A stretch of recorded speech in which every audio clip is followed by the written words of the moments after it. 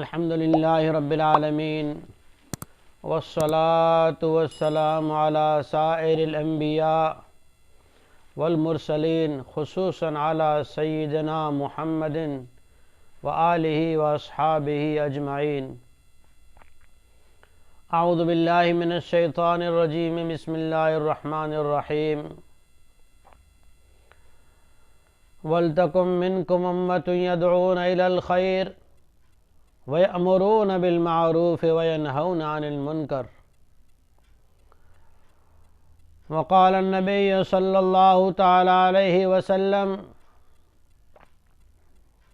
من رأى منكم منكرا فليغيره بيده فإن لم يستطع فبلسانه فإن لم يستطع فبقلبه وذلك أضعف الإيمان.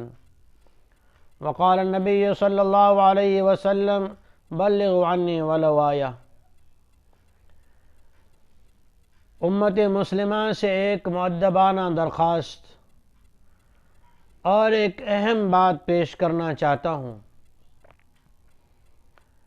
کہ اللہ جل شانہ اپنے بھٹکے ہوئے بندوں کو خود سے جوڑنے کے لیے انبیاء کرام علیہم السلام کو بھیجا کرتا تھا. یہ نبیوں کا بھیجنا مقصد یہ تھا کہ مخلوق اللہ سے جڑ جائے، بندے اللہ سے جڑ جائیں. سب سے آخر میں نبی آخر الزمان خاتم النبیین سید الکونین رحمت للعالمین محمد مصطفیٰ صلی اللہ علیہ وسلم کو اللہ نے بھیجا، اور نبوت والا جو سلسلہ تھا اس کی تکمیل ہوئی. اب اللہ تعالیٰ نے امت محمدیہ پر اعتماد بھروسہ کرتے ہوئے اپنے محبوب کے واسطے سے، وسیلے سے اس امت کو یہ کام دیا کہ جس طرح نبی جو ہیں بغیر لالچ کے، بغیر طمع کے، بغیر شان و شوکت چاہے، بغیر شہرت چاہے اللہ کے بندوں کو اللہ سے جوڑتے تھے، گناہوں کی، نافرمانیوں کی، گمراہی کی دلدل سے نکال کر نیکی کی اور صراط مستقیم کی راہ پر چلاتے تھے. ان کے ساتھ بھی اللہ کی مدد ہوتی تھی. امت محمدیہ میں اللہ جل شانہ نے یہ کام دعوت و تبلیغ کے اس جماعت کو دیا جس کو حضرت جی الیاس صاحب رحمۃ اللہ علیہ جو دارالعلوم دیوبند سے فارغ ہوئے، جنہوں نے فیض دیوبندی لے کر اور پھر عالم میں اس محنت کو چلایا، اللہ نے اسے قبول کیا. اس کی مقبولیت کی ایک بہت بڑی علامت یہ ہے، جب بھی جماعتوں پر حالات آئے یا اس جماعت کی کسی نے مخالفت کی یا ان کو ستایا، آقا دو جہاں صلی اللہ علیہ وسلم کو اللہ جل شانہ نے خواب میں اس جماعت والوں کی زیارت کروائی اور جماعتوں کی اللہ نے مدد فرمائی. اور حضور نبی کریم صلی اللہ علیہ وسلم نے ہزاروں مرتبہ جماعت کے کام کرنے والوں کے خواب میں آ کر بشارتیں سنائی.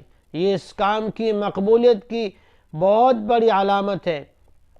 میں جو بات اہم پیش کرنے جا رہا ہوں وہ یہ ہے کہ اس جماعت کی جس نے مخالفت کی نا، کیونکہ یہ اللہ سے جوڑنے کا، دعوت و تبلیغ کا کام ہے، تو مخالفت کرنے والا، اس کے مقابل میں آنے والا اگر انجان ہے، نادان ہے، اسے پتہ نہیں ہے تو اللہ جل شانہ اسے ہدایت دیتے ہیں.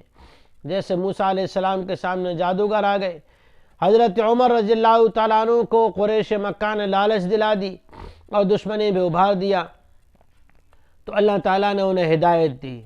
اسی طرح ہزاروں کارگزاریاں ہیں، جس بستی والوں نے، جس قبیلے والوں نے اس کی مخالفت کی ہے، اللہ تعالیٰ نے وہاں سے کام کو چلایا ہے. اس لیے آل سعود نے جو پابندی کا اعلان کیا ہے، دو چیزیں ہو سکتی ہیں: یا تو اللہ جل شانہ ان کے لیے ہدایت کا راستہ کھولنے والا ہے.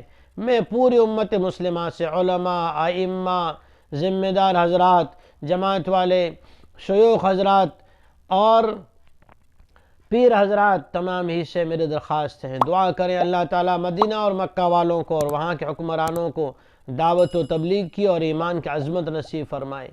اس لیے کہ جس بستی نے اس طرح کیا ہے، اللہ کی ان پر پکڑ آئی ہے، پھر ان کو توبہ کی توفیق بھی ہوئی ہے. اور اگر اسی پر ضد کرتے اور عناد میں اور سرکشی میں جمے رہتے ہیں تو ان کی پکڑ بھی آتی ہے. اس لیے اہم دو باتیں ہیں کہ جماعت کی مخالفت کرنے والا اگر نادان اور انجان ہے، بے خبر ہیں، تو اس کے لیے ہدایت کی امید ہے اور اگر باخبر ہو کر جان بوجھ کر بھی مخالفت کر رہے ہیں تو ان کے لیے خصوصی دعا کی ضرورت ہے کہ اللہ انہیں ہدایت عطا فرمائے۔ یہ کام مقبول ہے، یہ کام کسی تعارف کا محتاج نہیں ہے، اللہ جل شانہ کا کام ہے، اللہ نے چلایا ہے۔ اللہ ہمیں قدردانی نصیب فرمائے، خصوصاً مکہ مدینہ والوں کو، اللہ جل شانہ وہاں کے حکمرانوں کو اللہ تعالیٰ اس کام والوں کام کی عظمت نصیب فرمائے اور انہیں تائب ہو کر اس کام کے لیے راستے کھولنے کی توفیق عطا فرمائے۔ ہم پوری امت مسلمہ ان کے لیے دعا کریں۔ وآخر دعوانا ان الحمد للہ رب العالمین۔